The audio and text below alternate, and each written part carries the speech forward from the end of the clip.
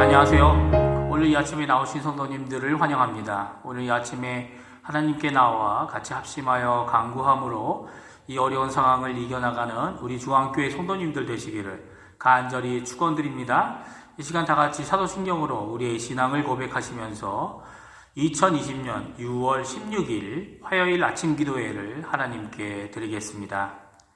전능하사 천지를 만드신 하나님 아버지를 내가 믿사오며 그 외아들 우리 주 예수 그리스도를 믿사오니 이는 성령으로 잉태하사 동령녀 마리아에게 나시고 온두여 빌라도에게 고난을 받으사 십자가에 못 박혀 죽으시고 장사한 지 사흘 만에 죽은 자 가운데서 다시 살아나시며 하늘에 오르사 전능하신 하나님 우편에 앉아 계시다가 저리로서 산 자와 죽은 자를 심판하러 오시리라. 성령을 믿사오며 거룩한 공예와 성도가 서로 교통하는 것과 죄를 사하여 주시는 것과 몸이 다시 사는 것과 영원히 사는 것을 믿사옵나이다. 아멘. 찬송가 450장 내 평생 소원 이것뿐, 통일 찬송가 376장 하나님께 찬양하겠습니다. 내 평생 소원 이것뿐 주의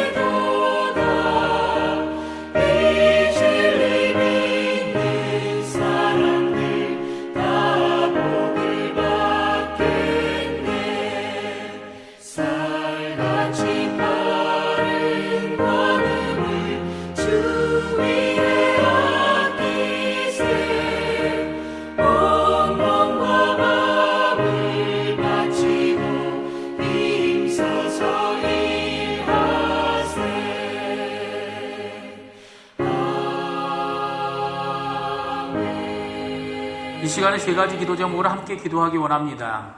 첫 번째로 교회와 성도님들을 위해 기도해 주십시오. 중직자들과 교육자들, 우리가 돕고 있는 선교사들, 당회와 위원회들, 전도회들, 교회학교 각 부서들, 특별히 교회와 예배의 회복을 위해 기도해 주시고, 교회에 연로하신 어른들과 병중에 계신 분들, 또 여러 모양으로 경제적으로 어려우신 분들을 위해 기도하시는 이 아침 되시기 바랍니다. 그리고 매일 아침 저희들이 기도하고 있는 강예지 어린이와 그 가정을 위해 기도해 주십시오. 두 번째, 조국 대한민국을 위해 기도해 주십시오. 한국교회와 위정자들, 북한 선교와 북한과의 평화통일을 위해 기도해 주시는 이 시간 되시기 바랍니다. 그리고 세 번째, 저희가 살고 있는 아르헨티나를 위해 기도해 주십시오. 지금도 수고하고 있는 의료진들, 봉사자들, 또 위정자들, 하나님의 크신 은혜가 임해서 점점 심해져 가고 있는 이 상황 가운데서 오히려 이 상황을 잘 극복해 나가고 큰 은혜와 위로를 통해 이 아르헨티나를 회복하게 하는 귀중한 하나님의 쓰임받는 자들이 되게 해달라고 기도하시는 이 아침 되시기 바랍니다. 기도하겠습니다.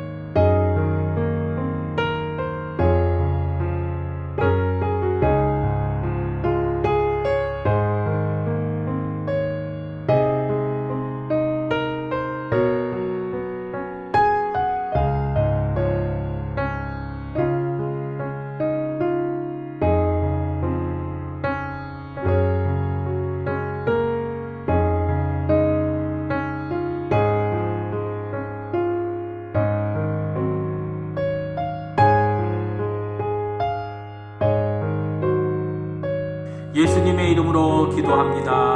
아멘. 오늘 이 아침에 저희들이 같이 읽을 성경 말씀은 고린도전서 10장 14절부터 11장 1절까지의 말씀입니다. 신약 성경 275페이지에 있습니다. 다 찾으신 줄 알고 같이 읽겠습니다. 그런즉 내 사랑하는 자들아, 우상 숭배하는 일을 피하라.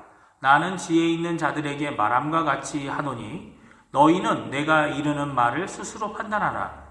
우리가 축복받는 바 축복의 자는 그리스도의 피에 참여함이 아니며 우리가 떼는 떡은 그리스도의 몸에 참여함이 아니냐. 떡이 하나요 많은 우리가 한 몸이니 이는 우리가 다 한 떡에 참여함이라. 육신을 따라 난 이스라엘을 보라. 제물을 먹는 자들이 제단에 참여하는 자들이 아니냐. 그런즉 내가 무엇을 말하느냐. 우상의 제물은 무엇이며 우상은 무엇이냐. 무릇 이방인이 제사하는 것은 귀신에게 하는 것이요 하나님께 제사하는 것이 아니니 나는 너희가 귀신과 교제하는 자가 되기를 원하지 아니하노라.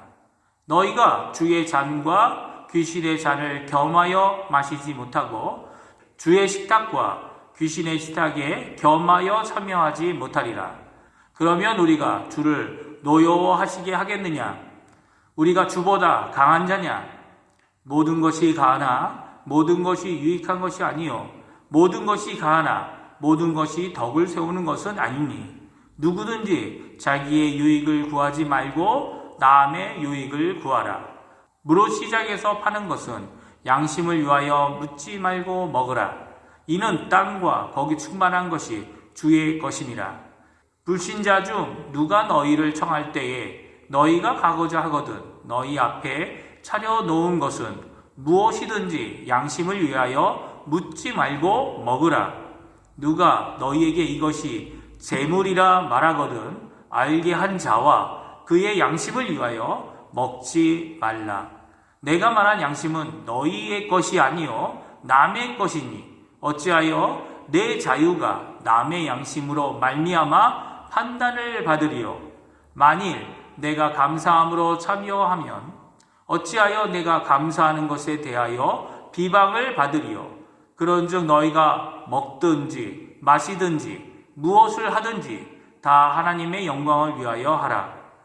유다인에게나 헬라인에게나 하나님의 교회에나 거치는 자가 되지 말고 나와 같이 모든 일에 모든 사람을 기쁘게 하여 자신의 유익을 구하지 아니하고 많은 사람의 유익을 구하여 그들로 구원을 받게 하라.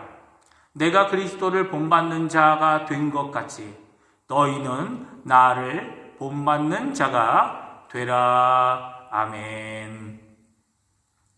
오늘 우리가 읽은 고린도전서 10장은 어제에 이어 마지막 부분인 6개의 단락을 같이 읽었습니다.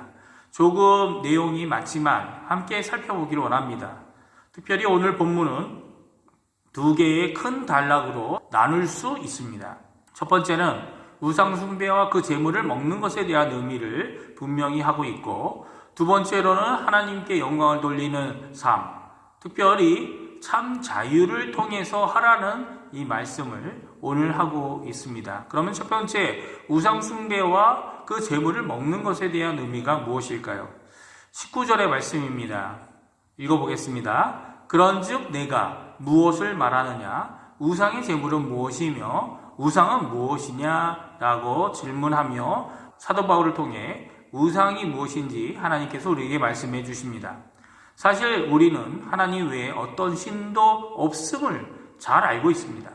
거짓 우상의 존재, 그 유무를 따지려고 하는 질문이 19절의 질문이 아니죠. 그 문제의 초점은 우리 공동체의 신앙, 즉 믿음의 문제라는 것입니다. 신앙 즉 믿음이란 다 무엇을 의미합니까? 하나님과의 관계를 말합니다. 하나님과의 관계가 온전하고 순전하며 헌신되어져 있어야 하는데 우상 숭배와 그 제물을 먹음으로 그렇게 되지 않을 수 있다는 것입니다. 다시 말씀드리면 그 우상 제물을 먹는 나 자신뿐만 아니라 나와 함께 신앙 고백 공동체로 함께한 자들에게 무리수를 두는 일이다 라고 오늘 말씀하고 있는 거죠. 아무것도 아닌 것에 드린 제물이 하나님과의 관계를 해할 수 있을까요? 오늘 성경은 그럴 수 있다라고 말씀하십니다. 그 이유가 두 가지인데요. 첫 번째로는 우상이 가짜지만 우상을 숭배하고 우상의 제물에 참여하는 것은 귀신, 즉 마귀와 교제를 나누는 것이기 때문이라고 오늘 사도 바울은 분명히 말씀하고 있습니다. 20절, 21절인데요. 읽겠습니다. 같이 읽겠습니다. 무릇 이방인이 제사하는 것은 귀신에게 하는 것이요 하나님께 제사하는 것이 아니니 나는 너희가 귀신과 교제하는 자가 되기를 원하지 아니하노라. 너희가 주의 잔과 귀신의 잔을 겸하여 마시지 못하고 주의 식탁과 귀신의 식탁에 겸하여 참여하지 못하리라. 우상 제물을 먹음으로 또한 우상의 집에 가서 그 제물의 고기를 먹으러 들어가는 것은 단지 음식을 먹는 것뿐이 아니라고 말씀하고 있습니다. 이렇게 단순하게 밥 먹을 뿐이야 라고 말할 수 없기 때문이죠. 사도 바울은 이것을 설명하기 위해 두 가지 예를 더합니다. 성찬의 예와 구약에 드려졌던 제사의 예를 들어 설명합니다.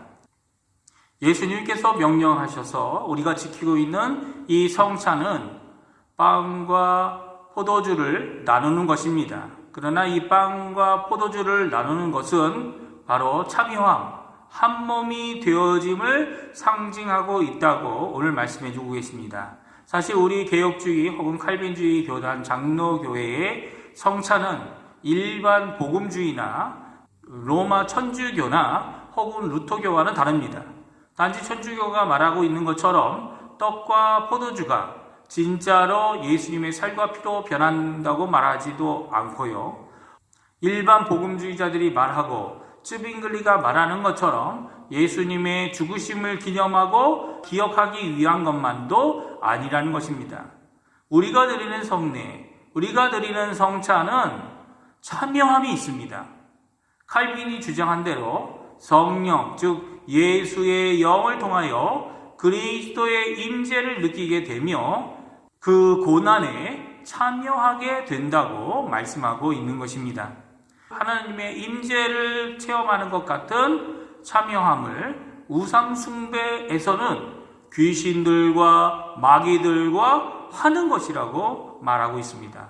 이런 것을 무릅쓰고 고기를 먹는 것이 유익하다면 어떤 유익이 있을까요? 단지 자신의 배를 채우기 위해 하나님의 노여움을 얻게 되며 더 나아가서는 자신이 하나님의 뜻을 어길 만큼이나 강한 자라는 자만을 드러내는 것이냐고 사도 바울은 반문하고 계신 것이죠. 22절에 다음과 같이 말씀하십니다. 그러면 우리가 주를 노여워하시게 하겠느냐? 우리가 주보다 강하냐? 10계명의 제2계명은 바로 이 우상숭배에 대한 하나님의 말씀이 적혀 있습니다. 출애굽기 20장 4절, 5절, 6절인데요. 제가 한번 읽어드리겠습니다. 너를 위하여 새긴 우상을 만들지 말고 또 위로 하늘에 있는 것이나 아래로 땅에 있는 것이나 땅 아래 물속에 있는 것에 어떤 형상도 만들지 말며 그것들에게 절하지 말며 그것들을 섬기지 말라.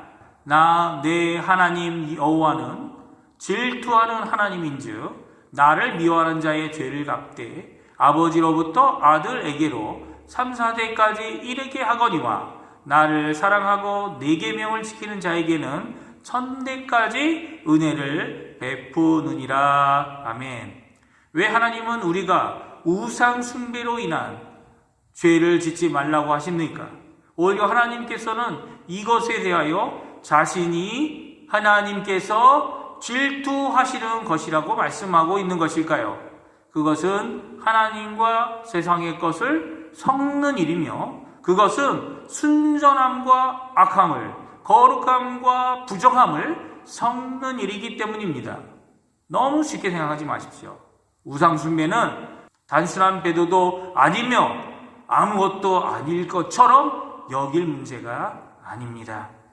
두 번째 단락은 우상숭배와 그 샘물을 먹지 말라는 이유를 다른 사람의 양심 때문이라고 오늘 말씀해주고 있습니다. 뭐라고요? 첫 번째는 우상숭배에 지엄하신 하나님의 명령, 질투하신 하나님 때문이라면 또 다른 이유는 우리와 함께 성도된 자들 때문입니다. 특별히 33절에 다음과 같이 말씀해주고 계시죠. 나와 같이 모든 일에 모든 사람을 기쁘게 하여 자신의 유익을 구하지 아니하고 많은 사람의 유익을 구하여 그들로 구원을 받게 하라 라고 명령하십니다. 구원은 하나님이 주십니다. 하나님만 주십니다.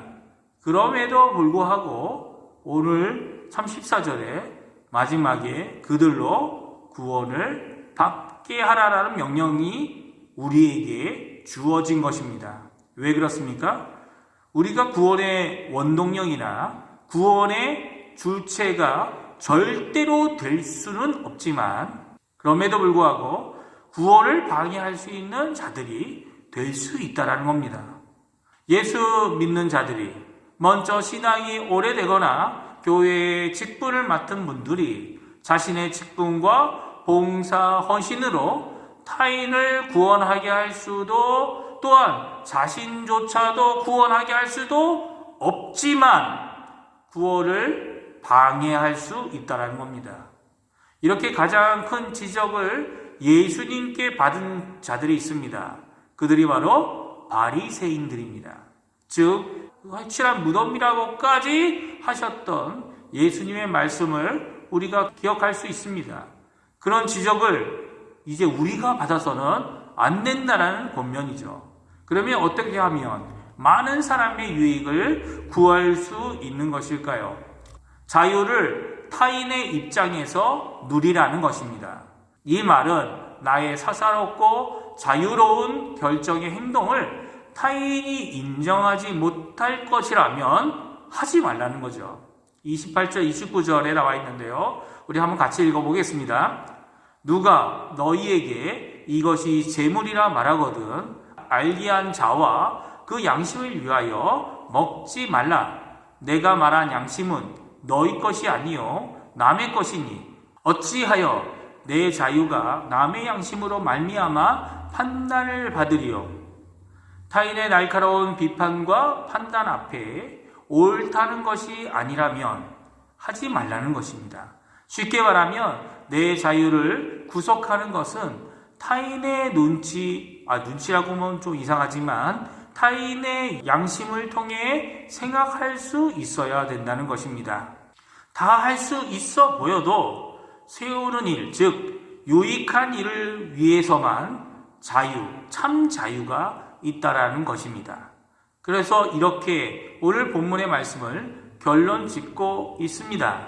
31절, 32절 말씀입니다. 그런즉 너희가 먹든지 마시든지 무엇을 하든지 다 하나님의 영광을 위하여 하라. 유대인에게나 헬라인에게나 하나님의 교회에게나 거치는 자가 되지 말라. 이 두 메시지가 오늘 본문의 내용인 것입니다. 어떤 것이든 무엇을 위해 하라고요? 첫 번째는 하나님의 영광을 위해 하라. 두 번째는 이방인, 유대인, 그리고 또한 교회 안에서 거치는 자가 되지 말라는 것입니다. 우리는 어떤 자유를 가졌습니까? 그 자유가 참된 것이라면 하나님 앞에서 그리고 무사람들 앞에서 인정받아야 되는 것입니다. 우상에 대한 지식은 교만을 만들 뿐입니다. 정말로 사람과 공동체와 교회를 세우는 자는 자신의 지식을 따르는 자가 아니라 하나님과 타인을 고려하며 사랑의 자세로 자유함을 얻는 자들입니다.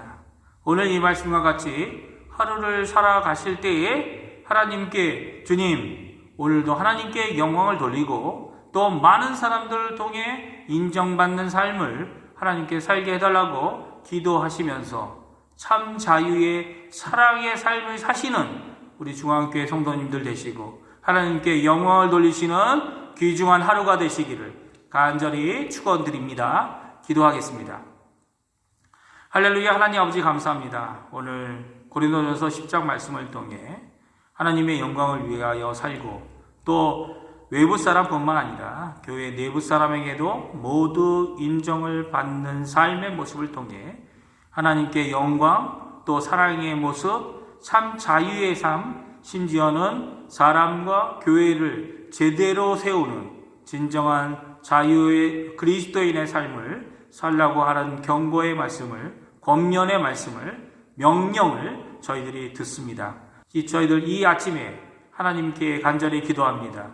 저희 중앙교회의 교회와 예배의 회복을 허락해 주시고 지금 더 심해지고 있는 이 코로나 재난의 상황을 주님께서 너무나도 잘 아시오니 저희 어른들을 주님 지켜주시고 저희 자녀들을 지켜주시고 저희 모든 성도들을 지켜주시고 그래서 하나님 앞에 이 어려움 가운데서 믿음과 그리고 하나님 앞에서 신앙과 그리고 또 많은 사람들을 돕고 세움으로 하나님 앞에 잘했다 칭찬받는 저희 중앙교회가 되게 도와주시고 지금도 힘들어하는 모든 과정 가운데 있는 이 아르헨티나를 회복케 하는데 저희들이 귀중히 하나님께 쓰임을 받을 수 있도록 주님 역사하여 주시옵소서. 오늘부터 일하기 시작하는 이번 한 주간도 하나님께서 붙들어 주시고 지켜주실 뿐만 아니라 하나님의 크신 은혜 가운데 저희를 보호하시고 산울과 같이 두루심으로 저희들이 넉넉히 이 어려운 삶을 이겨나갈 수 있는 하나님의 은혜 가운데 사는 저희가 되도록 주님 허락하여 주시옵소서. 감사드리며 예수님의 이름으로 간절히 기도하옵나이다. 아멘. 하늘에 계신 우리 아버지여, 이름이 거룩히 여김을 받으시오며 나라가 임하옵시며 뜻이 하늘에서 이루어진 것 같이 땅에서도 이루어지리이다. 오늘날 우리에게 일용할 양식을 주옵시고 우리가 우리에게 죄 지은 자를 사하여 준 것 같이 우리의 죄를 사하여 주옵시고 우리를 시험에 들게 하지 마옵시며 다만 악에서 구하옵소서. 대개 나라와 권세와 영광이 아버지께 영원히 있사옵나이다. 아멘.